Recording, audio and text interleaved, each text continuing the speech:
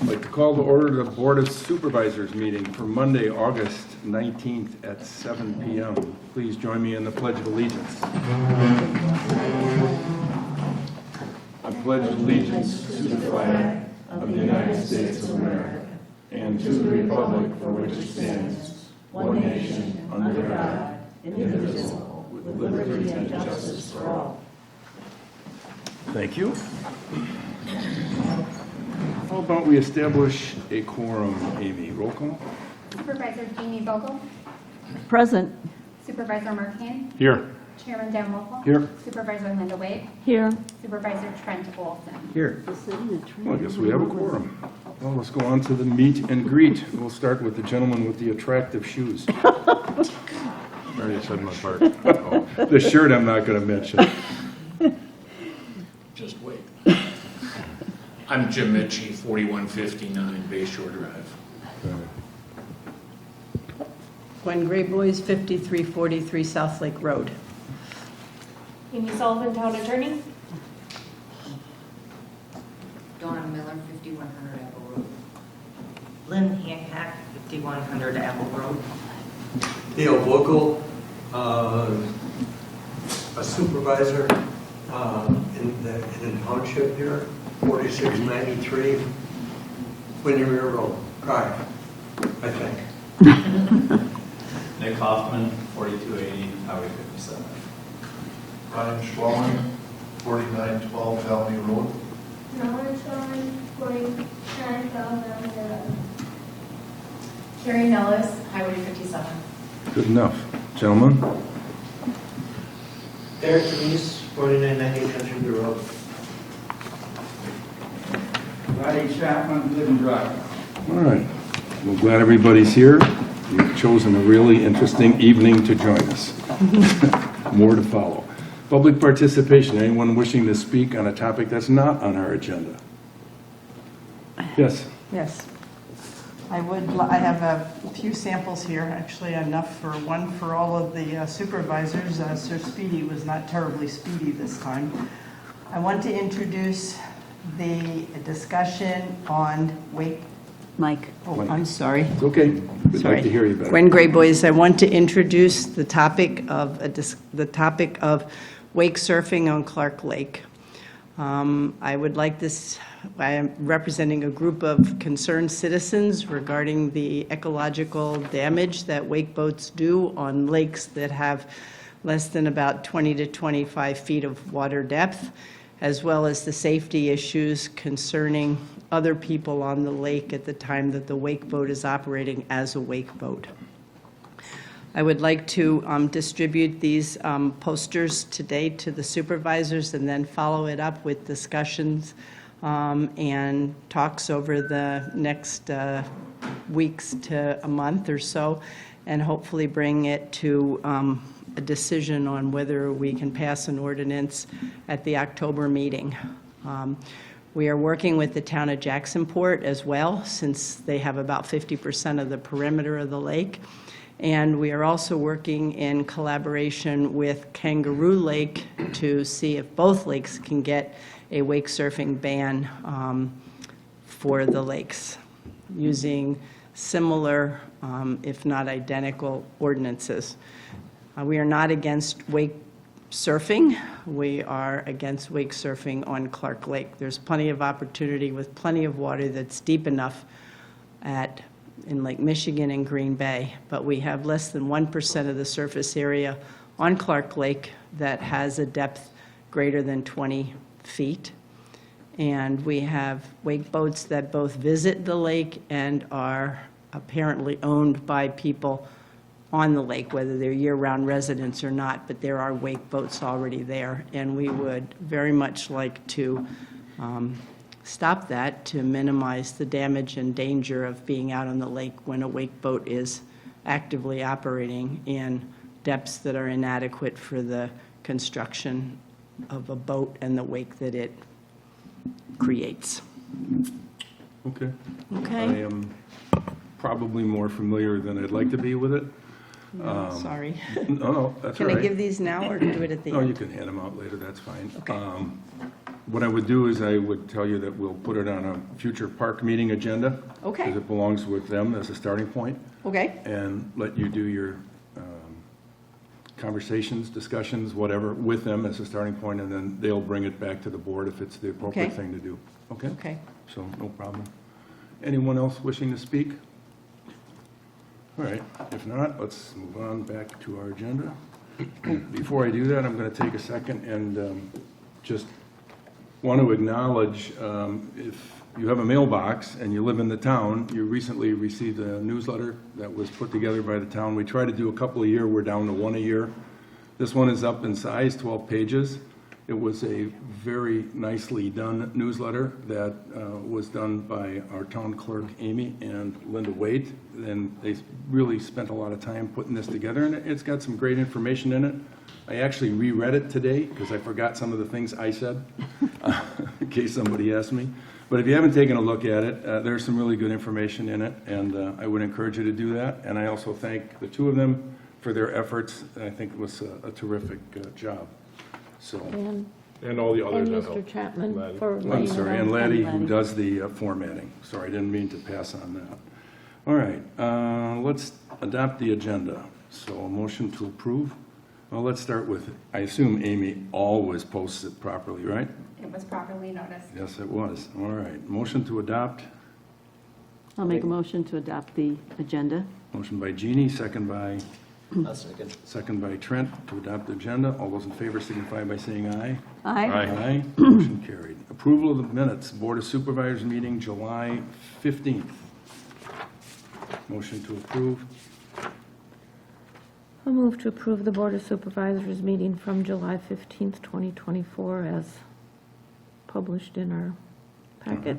Motion by Linda, second by? I'll second that. Second by Jeannie. All those in favor signify by saying aye. Aye. Opposed? Motion carried. All right, on the pending business.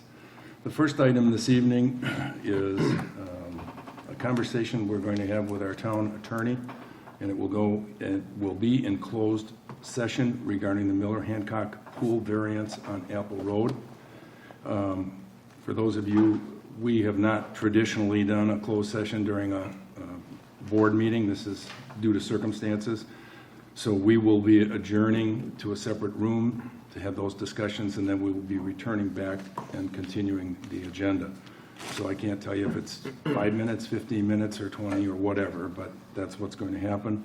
So we're going to adjourn to a closed session under Wisconsin statutes for the following purpose, which is referring with legal counsel for the governmental body who is rendering oral or written advice concerning a strategy to be adopted by the board or the body with respect to litigation in which it is or is likely to become involved. And this is a negotiation and/or settlement with the Hancock-Miller notice of claim.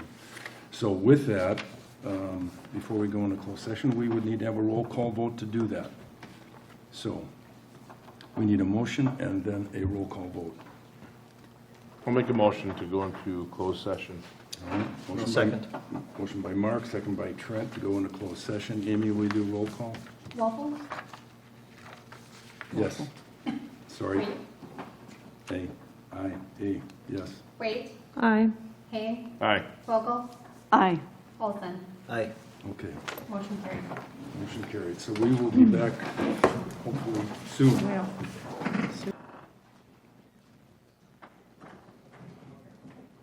All set? Okay. We're back from closed session, and we're going to make one change to our agenda this evening, and that is we're going to move up the resolution on disallowance of claim on Hancock and Miller. And before I go through that, I want to just take a couple seconds to let you understand what we are doing is we are essentially disallowing the claim for the purposes of timing.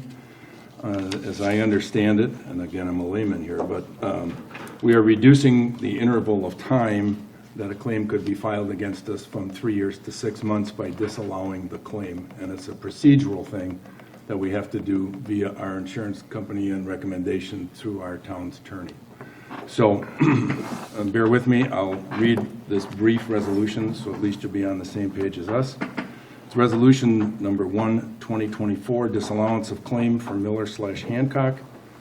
The town board of the town of Sevastopol, Door County, by this resolution adopted by a majority of the town board on a roll call vote with a quorum present and voting and proper notice having been given, resolves and orders as follows.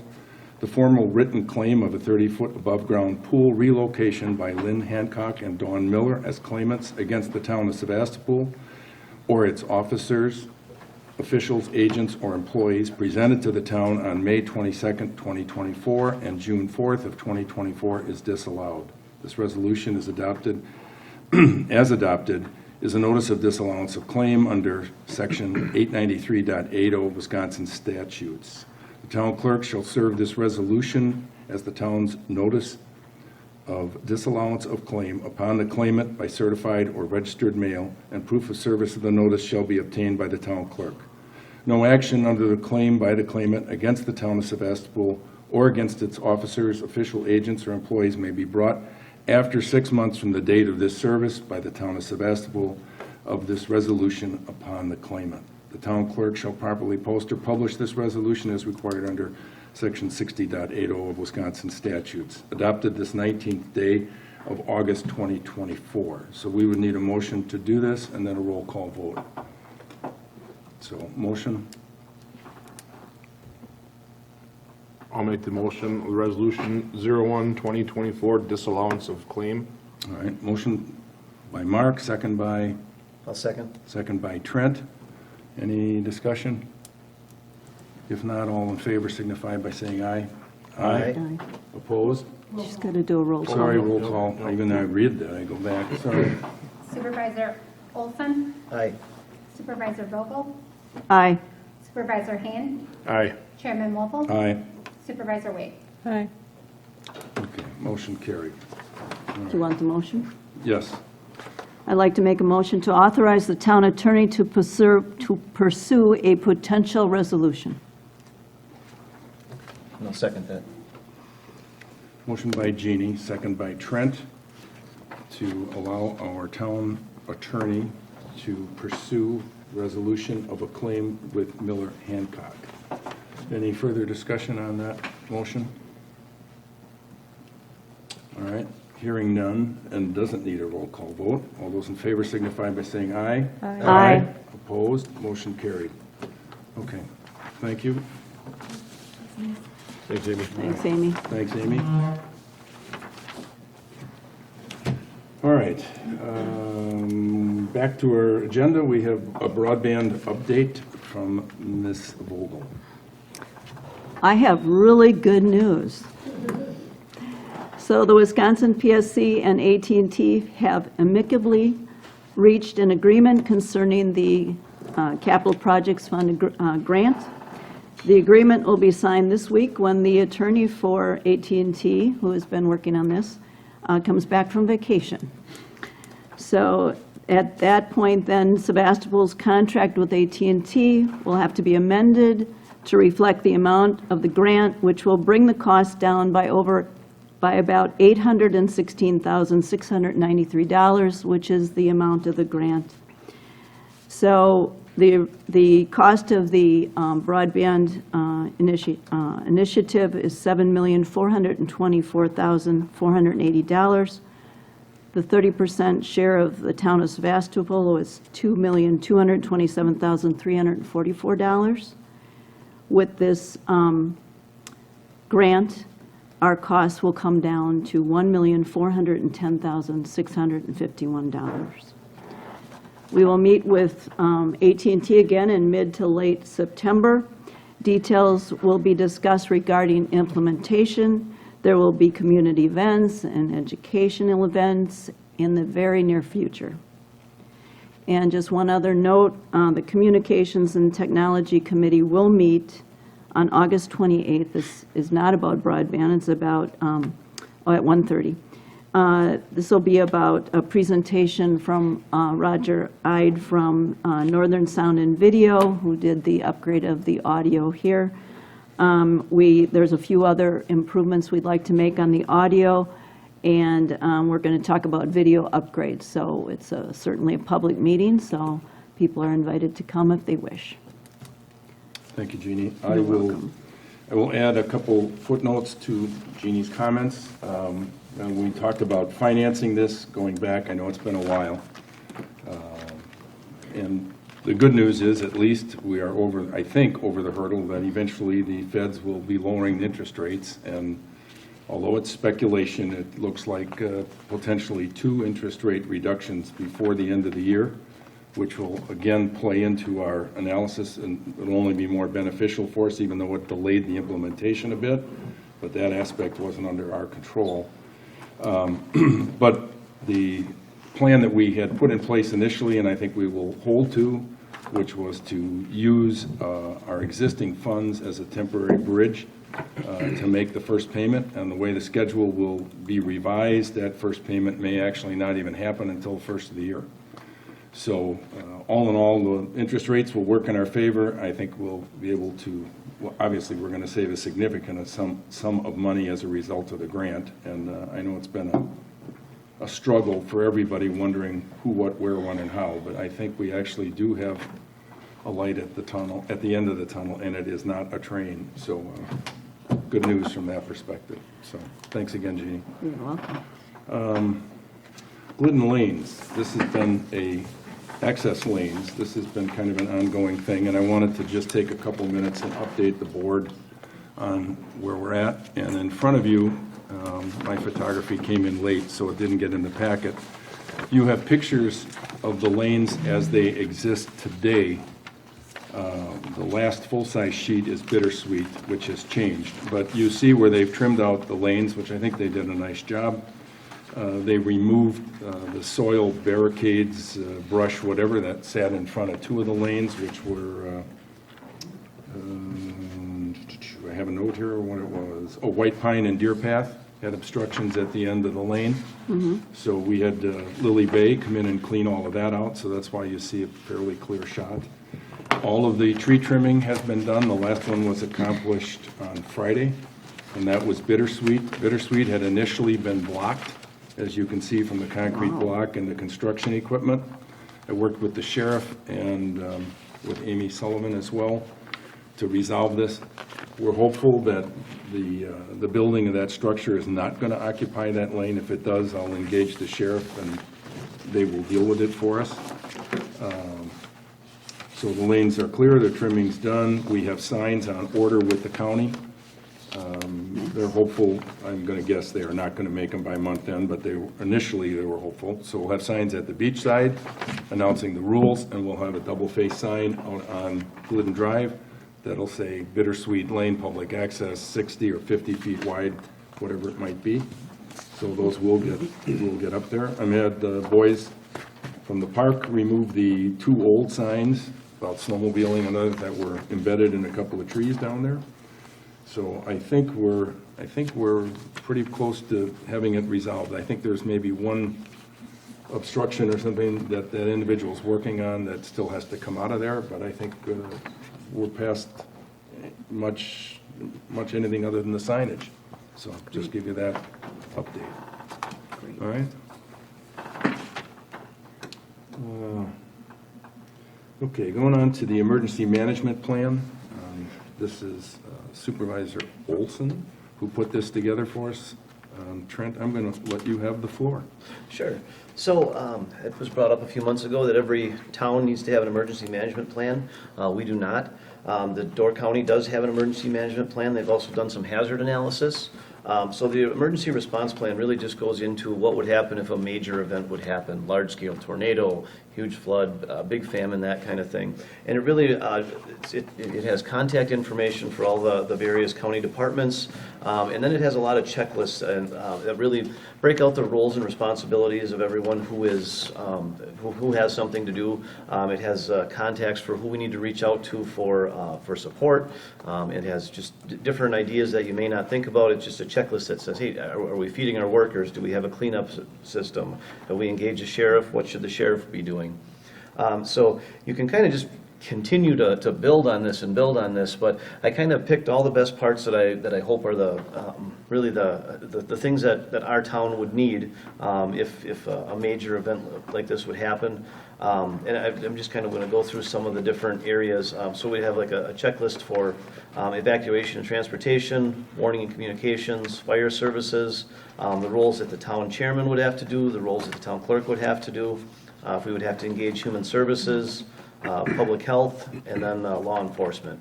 Just kind of spelling out the roles that everyone would have to do. When I sent this out, I still had not had a chance to get a hold of Aaron LeClaire from Door County Emergency Services. He did contact me back and said that we should be working with the new person, Jeb Salins. So Jeb is now the Door County Emergency Management Director. So what I'd like to do is, once the board has had a time to review this, I'm going to send this over to Jeb, have him give a once-over on it, because he's, from what Aaron said, he does a lot of this type of work to make sure that we have everything covered. And then, once we get Jeb's input, then we can make this our official plan. All right, that sounds good by me. I noticed all of the duties that were assigned to either myself or Amy, and the fact that we,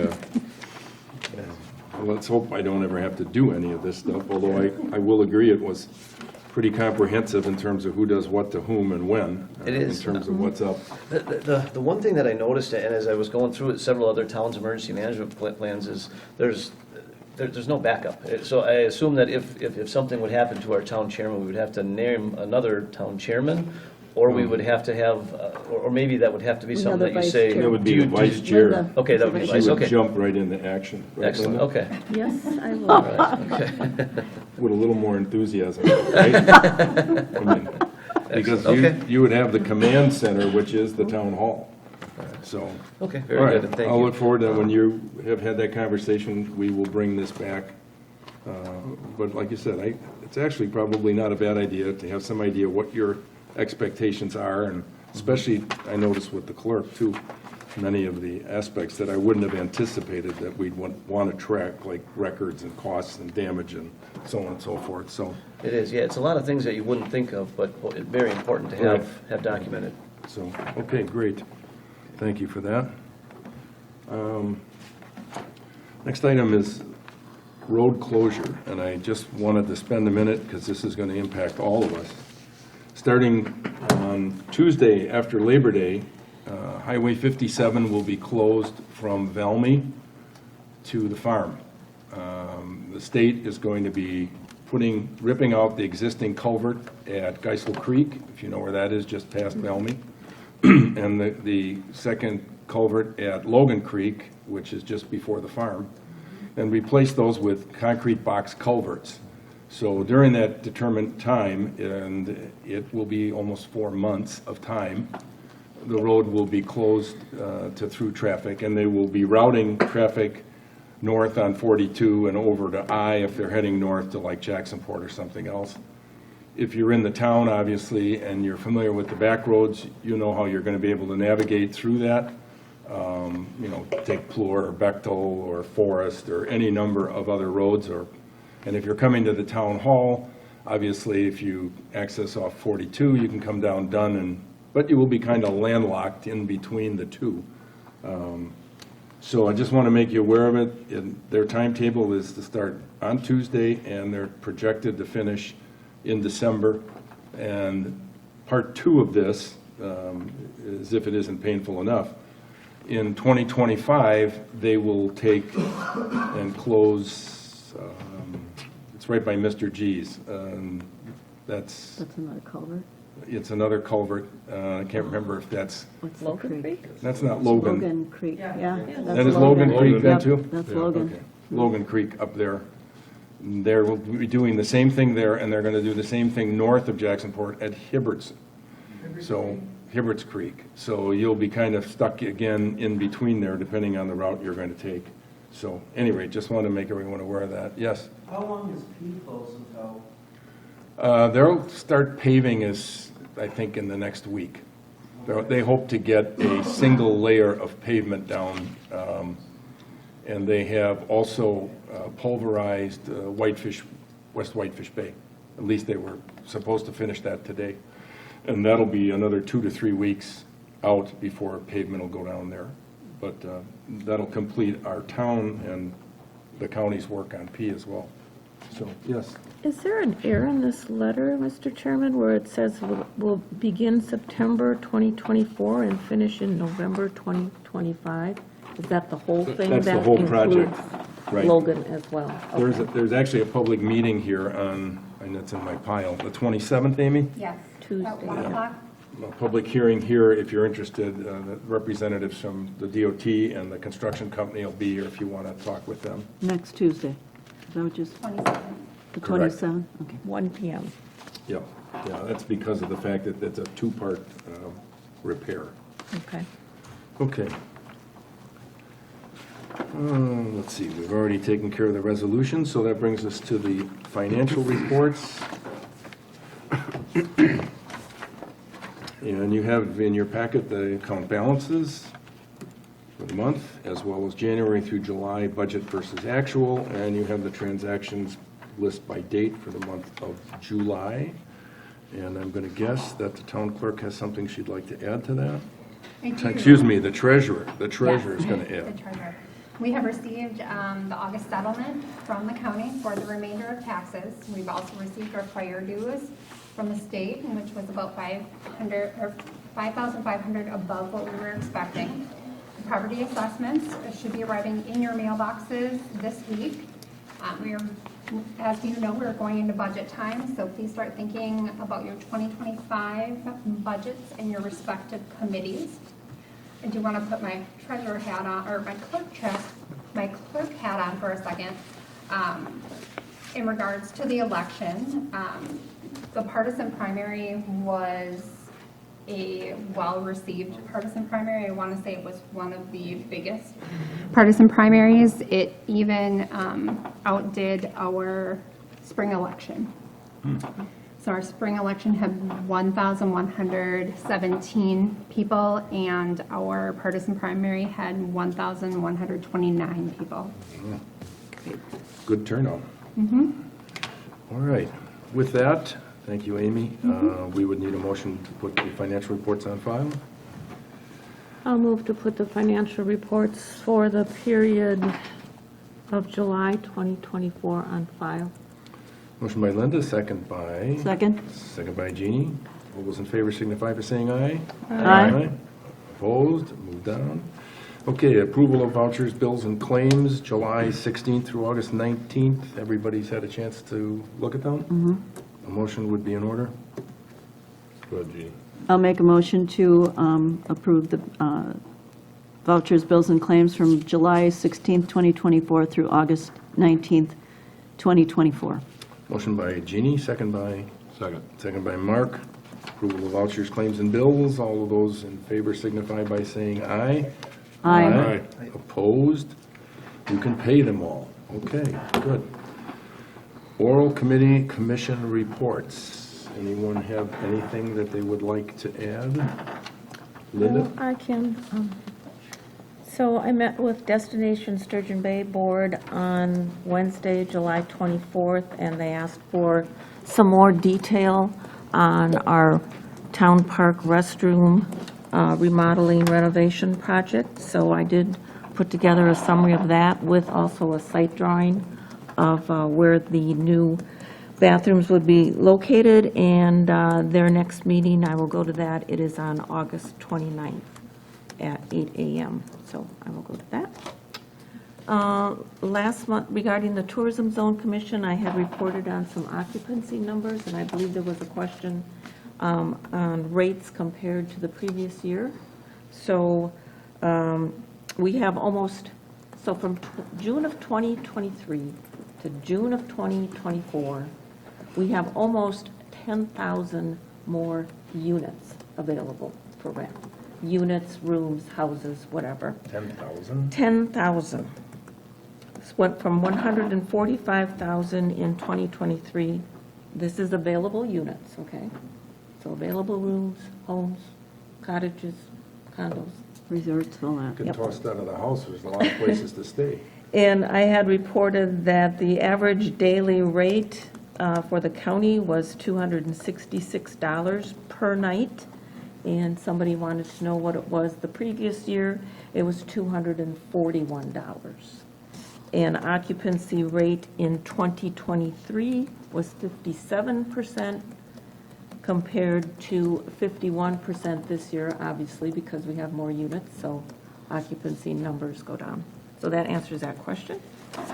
We had a full Door County Tourism Zone Commission meeting on August 15th.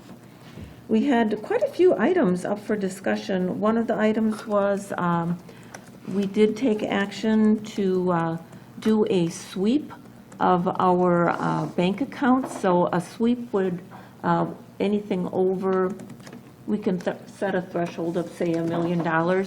So that evening, any account that is having excess of $1 million, it would be swept into a demand deposit marketplace program. And then that is subsequently split out among banks so that you are always FDIC insured, that $250,000 limit on FDIC. There was also healthy discussion. Bailey's Harbor is requesting that the tourism zone take care of their permitting process. And the number of commissioners that did address that were not in favor of that, we like local control. We like to know what's going on as opposed to turning it over to and putting additional burden on the tourism zone staff. And then it was suggested, well, we'll just hire another person. I don't think that accomplishes, like I said, I would like to see the control remain with our local clerks.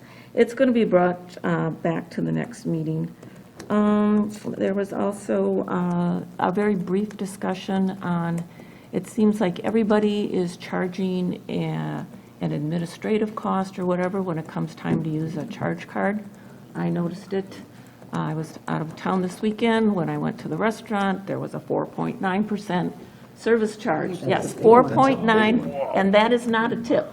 That is not a tip. That was their service charge on our lunch bill. The tip is eat someplace else. Usually 3%. And then when you get the tip card, it says 25%, 20%, or 15%. So It's inflation. anyway, it's inflation. I'm a good tipper, so. Let's see, and like I said, that credit card, that is going to do a little more research on that and bring that back to a next meeting. We do have a couple lodging providers that need to get their act together when it comes to paying room tax and filing reports. So our attorney Van de Castle, is very on top of everything, so he's working with those people. And our next meeting will be in September then, and of course it will be budget time. One question, if I could. This topic that Bailey's Harbor has raised it once before. No, it was a little different. It was along the same lines, though, which was to try and get them to assume. No, A they uniform, They it was wanted a everyone to uniform do. ordinance. Oh, that's right. Yes, It sure. was a Yeah, uniform. but along the same lines. And so the thrust of the request was, well, our permit is such a duplication of what the zone does. Well, then why are you doing a permit? Don't do your own permit if it's Yeah. just a duplicate of the zone permit. Anyway. Well, the so interesting thing for Mr. Elliott they have a clerk, Right. a deputy clerk, and a treasurer. So we should give a whole lot of applause to our clerk treasurer because Absolutely. she handles all of that without any issue. They have about, So- they do about 136 permits. Yeah, they're more than Amy, you're ours. doing what, close to 90 or whatever? Yes, we had So- 86. And they have 3 full-time people. It's not how many you have, it's what they do.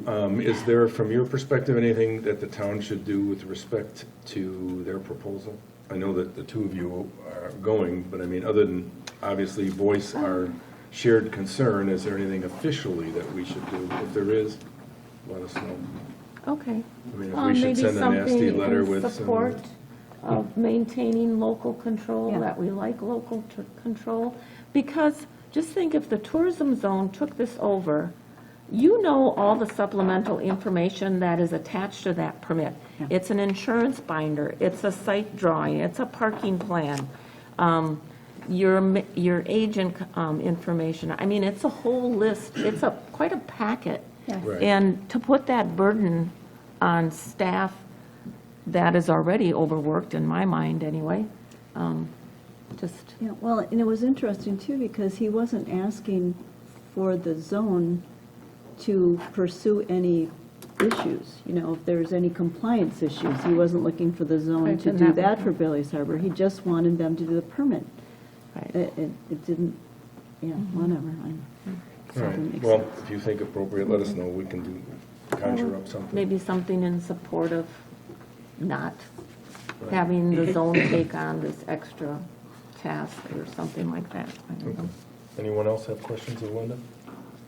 Anyone else have anything else that they'd like to chat about? All right, hearing none, we will move on to the county board report with District 14 Supervisor, Mr. Zettel. Thank you, Mayor, Mr. Chairman, and members of the county board. Thank you for giving me a couple minutes to give you a summary of county board activities from last month's July 23rd meeting.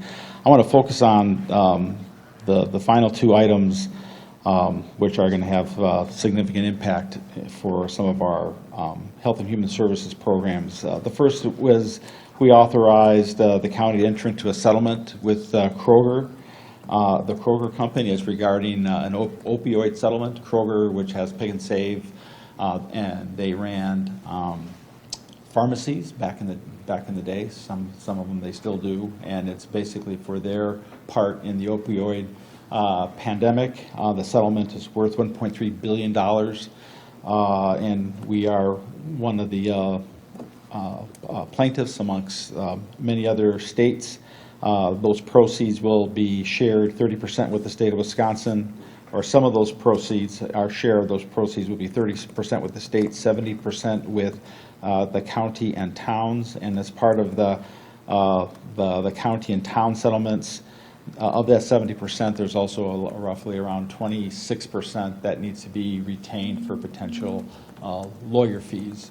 And a lot of the settlement terms are in line with the other opioid settlements that have been put in place in the last 2 years. So that'll give the county some badly needed funds, and one of those is the next topic, which we basically are using $100,000 of existing opioid settlement funds, of which we have currently $300,000 on hand to support the startup of a sober living facility for women using a firm called CORE out of Manitowoc County, which does kind of sober living outplacement services for several other counties in the state, and have been doing it quite successfully. They actually have a facility that they're going to use. As you know, we had reserved some ARPA funding for a potential sober living facility if we could find one. We're going to retain those monies, and in case this pans out and we can actually look at a facility for both men and women. This current program, this $100,000 with the, I think, existing, I want to say $83,000 that HHS had, will help them basically fully fund the full year and basically provide that money for the firm to start up that facility. It typically takes $65 to $75 a day to handle a client that is sent for to sober up, get off drugs, get treatment, etc. We currently send those folks out of the county. Part of the challenge with sending folks out of the county is when they come back, they don't necessarily have a place to land, whether it's a place to stay, reestablishing family ties, ties with friends, ties with others that can be part of their support system. And a lot of times, these outpatient services that we conduct in other counties, they fail just because there's not a landing spot for them. The more that we can provide outpatient facility with living facilities to help those folks get back on their feet, get a job, reestablish ties to the county, et cetera, the more successful those services will be. The county is targeting women first because that's a large client base. It's also a large impact to those clients because many of those clients have kids. And so if you imagine trying to send someone out for services, and then you have kids that you have to place in basically foster care. So you can imagine the amount of services and costs the county incurs to provide those services when they have someone that's undertaking that sort of treatment. So we believe this $100,000 is money well spent. By doing this outsourced services towards of IDEA, it relieves us of a challenge of trying to find staff if we try to ramp up our own. I know there's always seems to be a penchant in a lot of governments to staff and control all of this themselves, but there's been a hiring challenge in these sorts of roles, and this will also give us a good environment basically to pilot this to see how successful it is. And we may continue to work with them as an agency, but we may be able to do something on the order of being able to fund the facility part, that can handle both male and female clients down the road, and be able to have, less concern about challenges about trying to have a facility in place. So we passed that as well, and we're looking forward to getting that ramped up within the next month. Relative to items on, just wearing my broadband committee chair hat, I just want to congratulate the county on your patience and for finally having the Public Service Commission and AT&T come to a resolution not only for the town of Sevastopol, but also for the town of Sturgeon Bay and for the town of Egg Harbor. Just to kind of give you a highlight of kind of what's going on to date, there's been 8 projects that are being done on the municipal level, with a total investment of around $55 million with those towns, and basically of that, around $25 million of that is town investment. So that's net of any grants that you may have received. And so it just shows the investment that the towns are making to get this done. You can see orange conduit in Bailey's town of Bailey's Harbor. You can see work being done in Jacksonport. There's most of the conduit, I believe, is almost all laid in clay banks. So there's a lot of great activity, and I look forward to that occurring in our town and our neighboring towns to the north and to the south of us as well. So that's all great news. And also, I think there's even more good news, Mr. Chair and Supervisor Vogel. In addition to the $816,000, I would be remiss in reminding you that you've also received north of $50,000 from the County of Door. That's true. Thank you. Based on the number of E911 addresses. So you have roughly $871,000 worth of total grants from both the county and that AT&T will provide as part of reducing the balance for the great citizens of the town of Sevastopol. Thank you, Mr. Chair. One quick one. You mentioned the Kroger settlement, you said the town and the county. Does that actually mean the town is going to see some? No. Okay. There are some that are doing that at a so. town level. There are some that it's being done by the county. So, Okay. for example, Milwaukee County's not getting, I don't think it's Milwaukee County, but it's the city of Milwaukee, for example. Okay, good enough. Thank you. Anyone And else have a question? in the county minutes, there you have the hot link provided to you in the summary. It actually has, I think, on, I want to say page 79, it's got a breakdown by county what their percentage is. Sorry to go. Okay, thank you. Anybody else? Question? Linda? The sober living facility, so right now it's outsourced, so, right? It's outsourced? Well, this will be, the services will be conducted by a firm for women only at this time. Okay. Yes. But if you're going to do a facility, I assume you mean a separate building, or is it going to be an existing building? And someone's going to have to monitor that building 24/7, I would assume, and do the clients, do they pay rent, or, I mean, if they're sober, They- hopefully they're staying sober and Yes. working. I think there are some aspects of that where they are asked to pay rent once they are back on their feet, have a job, those sorts of things. Will it be kitchen equipped? I mean, are they I gonna? have no idea how, right now, the outsourced firm has a facility. They didn't provide any details to the board as far as where that facility is located, but the fact that they have both a facility and a staff means they can ramp up rather quickly. And depending on how that operates, then it can determine, based on the needs there, what kind of facility, we would actually need. So the fact that we can operate for a full year, it'll give us some insights relative to, is our investment enough? And if so, what will we need, to both staff as well as, design a facility that's adequate. I'm just thinking that, if you did have to build one and you have to staff it, and then you have employees and benefits, and, is it really balancing out to just It could, instead yes. outsource it? Yes, thank you. No, I think where I was coming from, Supervisor Wade, is that we could provide the facility, they provide the manpower and the staffing to do that. That would save some dollars. Yeah. So that might be an option for us. Thank you. You're welcome. All right, anything else? Thank you, Hugh, appreciate it. All right, moving on to license and permits, you have a copy of inspection specialist billing for the month. And Amy has also dug up the building permit list for you, and you have a copy of that as well. So in your travels, you can use that as a reference. And we're going to move on to the correspondence, which is the standard City of Sturgeon Bay Fire Department report for the month, number of incidents.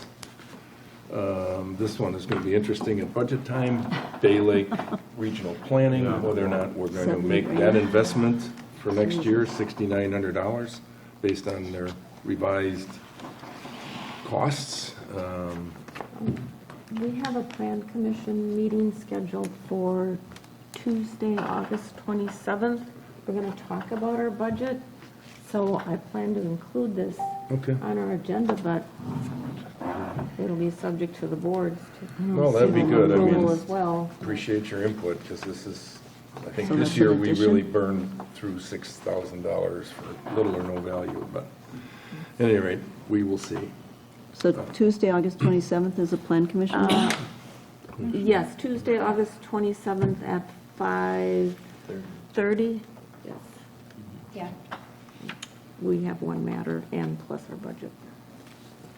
So the state of Wisconsin also issued or gave us the Department of Revenue statement of changes in our equalized value, and the town went up $173,930,000. That was one big house, if I remember correctly. Very big house. Obviously a significant increase, and we'll see that reflected in the property assessments that'll be sent out in the next week or so. That's an increase of 15%, so pretty significant. Also at this month's Wisconsin Towns Association meeting, this gal from the Technology Services Project Manager, Ashley DeGrave, is going to be there, and she'll be talking about the public safety radio system. And this is something we're going to have to, again, figure out where we're going on the timeline and what the budgeted cost might be for what we need to replace for our EMRs. And I know a bunch of you will be at that meeting, so we should have some good sense of what we need to figure out from a budgeting perspective when we get together in October. Then we have 2 notices courtesy of the county for people that seem to feel that camping in their yard is the right way to go. The first one is roughly right in the area of the farm. This individual's been notified that they cannot camp there on a regular basis. And the second one is off of Haverly and Bechtel, where a camping unit is being housed as a home, and they've been notified that that's not an acceptable alternative. Then we have Associated Appraisal's final remaining balance. They whittle us down to $17,000 that we have to make a final payment on. And we have computer aid that we got from the state. I can't believe all $25.98. It must be a very bad computer. I mean, And then we have the July shared revenues, 18,000, and then we also received from the state $7,129 to supplement the fact that they trimmed back the payment that Charter was providing us, but it still ends up in on our balance sheet, but the state is subsidizing Charter now, which is interesting perspective. Mr. Chairman? Yeah. Is this going to be, is that going to be the amount going forward, or does it go up and down depending on the number of vendors that are using it? I think it goes up and down with subscribers and the amount of revenue they capture. Just like It's a our. percentage. Yeah, the percentage, just like, Correct. right. So as they increase their cost, just like this month, I think I got $30 increase again. Well, That means more revenue for us indirectly. I'm wondering if more people switch to AT&T, that might go down substantially. Yep. Yeah, on cable, because this is only Yep. cable TV, right? Yep. Well, and there's more People will people go cutting the streaming. cord anyway. Right. Yeah, that's true. Well, I don't think we have to worry about that for another year, No. at least. Fire dues, and that number, I think, is up from previous years, 32,000 that the state sent us back for fire dues. And then we also received from the Department of Administration the estimate of Sevastopol's population, an increase. We're at 2,867 people. That's a change of 41 persons, up 1.45% since 2020. And it says we've had a net increase of 18 homes built in our town. And of the 2,867, 2,464 are estimated to be of voting age. So I guess that tells you the age of our town. Significant number, but we also, the good news is a lot of those people vote, so that's great. Another notice from the Door County's Century Bike Ride, that they'll be out there again as usual, and they have a copy of their route in place. So you will see them on the road. And down to announcements, the class tournaments held at the town park are Saturday the 31st and Sunday the 1st of September. They use all the ball fields over there. You see the banners and the crowds. The open book, for those of you who have your assessment notices, the open book is Thursday, September 5th from 11 to 4 in person here at the town hall. You'll also be able to arrange an appointment or to discuss it with them over the phone, so you'll have some flexibility there. You don't necessarily have to appear in person. The Sevastopol Historical Society, The Farmer's Wife, is on Sunday, September 8th at 6 p.m. And the Communication Technology meeting, as Jeannie mentioned earlier, is Wednesday, September 11th at 1:30. Our next Board of Supervisors meeting is Monday, September 16th at 7 p.m. And the Board of Review, if you're not elated with the open book discussion, is Thursday, September 26th from 1 to 3 in person at the Town Hall. And there is paperwork that you need to complete in advance in order to be heard at the Board of Review. So contact the clerk if you are going to take that route, if there is paperwork that you will need to be bringing with you to the meeting. And with that, we're down to a motion to adjourn. Motion to adjourn. Motion to adjourn from Trent. We have a motion. Second by Mark. All those in favor signify by saying aye. Aye. We are adjourned. Thank you.